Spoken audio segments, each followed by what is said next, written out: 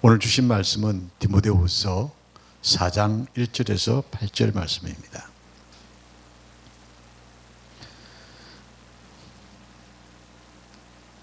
하나님 앞과 산자와 좋은 자를 심판하실 그리스도 예수 안에서 그의 나타나실 것과 그의 나라를 두고 엄히 명하노니 너는 말씀을 전파하라. 때를 얻든지 못 얻든지 항상 힘쓰라. 범사에 오래 참음과 가르침으로 경책하며 경계하며 근하라. 때가 이르러니 사람이 바른 교훈을 받지 아니하며 기가 가리워서 자기의 사욕을 쫓을 서성을 많이 두고 또 그 길을 진리에서 돌이켜 허탄 이야기를 쫓으리라. 그러나 너는 모든 일에 근신하여 고난을 받으며 전도인의 일을 하며 내 직무를 다하라. 판제와 같이 벌써 내가 부음이 되고 나의 떠날 기약이 가까웠도다. 내가 선한 싸움을 싸우고 나의 달려갈 길을 마치고 믿음을 지켰으니 이제 후로는 나를 위하여 의의 면류관이 예비되었으므로 주 곧 어려우신 재판장이 그날에 내게 주실 것이니 내게만 아니라 주의 나타나심을 사모하는 모든 자에게니라. 아멘. 이 말씀을 가지고 나의 달려갈 길이라는 제목의 말씀으로 하나님의 말씀을 함께 은혜를 나누고자 합니다. 인생을 나그네와 같다고들 말들 하지만 사도 바울은 나의 달려갈 길을 마쳤다고 고백하는 본문의 말씀은 우리 인생이 그냥 나그네처럼 지나가는 길이 아니라 목적이 있는 자기의 길이 있음을 오늘 말씀하고 계십니다. 다윗은 왕으로서 하나님과 사람 앞에 자기의 길이 있었고 노아는 그 시대 속에서 본이 되어야 했기 때문에 자기의 길을 가야 할 길이 있었다는 사실입니다. 인생의 길은 누구나 출발은 하지만 자기의 인생의 길을 아름답게 끝마치는 자가 그리 많지 않다는 사실입니다. 2022년 새해를 맞이해서 한 달도 이제 벌써 반 지나가고 있습니다. 새해에 결심하고 결단하고 내가 가야 할 길을 걸어간다고 우리가 마음을 다하여 걸어왔지만 돌아보면 부끄러운 길을 또 가고 있음을 보게 되어집니다. 인생의 길은 누구나 출발을 합니다. 그러나 그 결과가 그렇게 아름답지 않기 때문에 우리는 늘 자기를 돌아보고 자기의 길에 서 있는지 돌아봐야겠습니다. 전 대통령이었던 이명박 전 대통령이 당선될 때에 참 화려했죠. 그런데 지금은 감옥에 있습니다. 그가 어떤 길을 걸었는지 이렇게 비참한 결과를 낳는 길을 걸어왔음을 우리는 보게 되어집니다. 자기의 여정을 아름답게 걷지 못한 사람의 결과는 바로 이와 같은 아픔을 낳는다는 사실입니다. 오늘 베드로는 소명을 받았을 때 고기를 잡고 있었습니다. 그러나 하나님께서 예수님을 통하여 그에게 사명을 주셨죠. 그의 생애는 사람을 그리스도에게 인도하는 사명이 주어졌습니다. 그래서 사람을 낚는 어부라 칭함을 입었습니다. 그가 복음의 그물을 치면 3,000명이 돌아오는 역사가 있었습니다. 이렇게 하나님께서 주신 사명을 감당하는 자에게는 놀라운 역사가 일어남을 우리는 베드로를 통해서 보게 되어집니다. 요한은 역시 어부였습니다. 그가 소명을 받았을 때에 그물을 깃고 있었습니다. 그는 새 복음서에 누락된 부분들을 보충하여 제4복음서라고 하는 요한복음을 썼죠.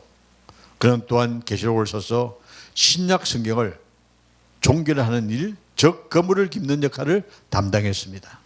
우리는 지금 제2의 사도행전을 기록하고 있습니다. 내가 걸어가는 이 길이 하나님께 얼마나 영광스러운 길인지를 우리가 돌아보면서 2022년을 아름다운 결과를 낳을 수 있도록 힘차게 걸어가야 할 줄로 믿습니다. 우리 달려갈 길 기억해야 합니다. 어떤 일은 물질로 봉사하기도 하고, 어떤 일은 가르치는 사명을, 어떤 일은 다스리는 사명을, 어떤 일은 병 고치는 사명을, 모두 각자의 사명의 길이 있기에 우리가 이 길을 달려가야 할 것을 다시 한번 다짐하면서 제각성의 시간을 가져야 할 줄로 믿습니다. 히브리서 12장 1절의 말씀을 보면 우리에게 구름같이 둘러싼 허다한 정인들이 있으니 모든 무거운 죄를 얽매이기 쉬운 죄를 벗어버리고 인내로서 우리 앞에 당한 경주를 경주하며 나에게 맡겨진 사명을 감당해야겠다고 증거합니다. 나에게 맡겨진 선한 사움, 이 사움을 위해서 나는 오늘 또 힘차게 전진할 수 있는 우리가 되어야겠습니다. 나의 싸움은 영적 전쟁입니다. 이 영적 전쟁에서 내가 승리하기 위하여 어떤 무장을 해야 되겠습니까? 우리가 살다 보면 쉽게 넘어지고 실패에 낭망하기 쉬운 인생이 아니겠습니까? 이 선한 싸움 할 수 있는 용기가 우리에게 필요함을 우리는 알기에 주님에게 기도하면서 인내의 성령의 열매를 우리가 맺기를 원하여 성령으로 도와달라고 요청해야 한다는 사실입니다. 어떤 난간 앞에 부딪힌다 할지라도 주어진 신앙의 인정을 달려갈 수 있도록 우리는 영적 무장을 잘 할 수 있는 한 해를 정리해야 할 줄로 믿습니다. 신앙의 경주장에 임하는 자는 먼저 그 몸을 가볍게 준비를 해야 합니다. 그러므로 모든 무거운 것을 벗어버리라고 우리에게 요구합니다. 우리가 살면서 무거운 걸 참 많이 가지고 다니죠.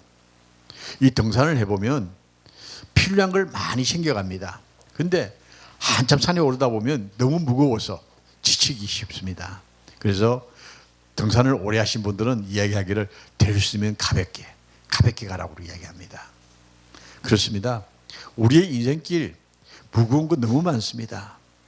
내가 짊어진 이 무거운 짐들을 내려놓고 말씀으로 무장된 걸음으로 주님을 향하여 걸어갈 수 있는 여러분과 제가 되어지기를 다시 한번 주의 이름으로 축원합니다. 무거운 것이란 오늘은 오크론이라고 합니다. 무거운 장애물을 가르칩니다. 이 무거운 장애물은 세상의 염려, 욕심, 유혹 같은 것이 우리 앞에 놓여져 있다는 사실입니다. 이생의 자랑, 안목의 정욕에 끌리는 사람도 항상 제기를 가지 못하는 곁길로 가는 인생일 수밖에 없습니다. 이제 50일만 있으면 우리나라 대통령 선거를 앞두고 있습니다. 후보자들이 각자 나와서 자기의 정견과 그리고 정책과 그리고 앞으로 당신이 걸어가야 할 길들을 이야기를 하는데 정말 국민을 위해서 일하고자 하는 사명이 그들에게 있기만 한다면 참 좋겠습니다만 보기에 참 답답할 때가 많이 있습니다. 다른 세상의 무거운 것들을 잔뜩 지고 국민 앞에 봉사할 수가 없습니다.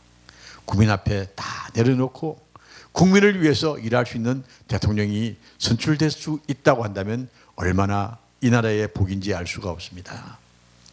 우리가 인생을 살면서 이렇게 걷길로 가기 쉬운 인생인데도 불구하고 우리의 신앙생활에도 무거운 짐을 가득 지고 눌려서 전생에 나아가는 길에 서지 못하는 얽매이기 쉬운 죄에 끌려가는 인생이 되어서는 안 된다고 간곡히 우리에게 말씀하고 있습니다.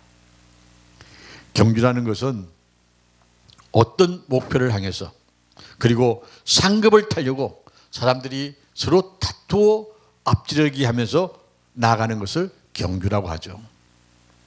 신앙의 길은 경주와 같이 미래의 상급을 얻으려고 목표를 향해서 전력 투구하는 생활입니다. 인간이 세상에 태어나 사는 기회가 그렇게 길지가 않습니다. 우리의 신앙의 길, 경주하는 기회가 단 한 번밖에 없다는 사실입니다. 단 한 번밖에 없는 이 경주의 길에 우리는 얽매기 쉬운 세상의 끝에 매여서 주저앉을 때가 얼마나 많이 있는지 알 수가 없습니다. 내 생명이 육신에 머무는 때 잠깐입니다. 인생을 살다 보면 어느새 내가 이렇게 늙었을까 할 때가 있습니다. 그럴 때마다 참 인생이 덧없이 느껴질 때가 많죠. 우리 이 덧없는 인생 속에서 세상의 끝에 매여서 하나님의 일을 하지 못하는 어리석은 우리를 범하지 아니하고 하나님께 영광을 돌릴 수 있는, 육신이 있을 때 영광을 돌릴 수 있는 그런 훈련이 되어져야 합니다. 천사가 왜 우리를 흠모할까요? 육신이 없기 때문입니다. 육신만이 하나님께 영광 돌릴 수가 있습니다. 세상을 사랑하신 하나님, 세상에 있는 우리를 부르신다는 사실입니다. 육신이 없다고 한다면 하나님께 영광을 돌릴 수가 없습니다. 이 땅에서 주어진 이 육신의 삶, 하나님께 영광을 돌리기 위해서 우리는 나의 달려갈 길을 잘 깨달아 달려갈 수 있도록 준비가 되어져야 할 줄로 믿습니다.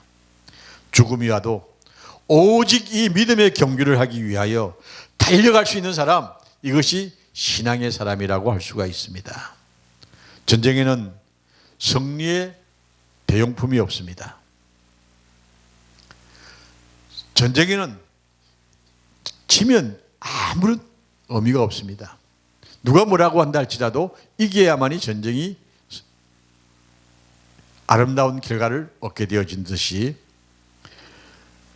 우리는 우리의 영적 전쟁, 하나님 앞에 서는 날까지 달려갈 수 있어야 합니다.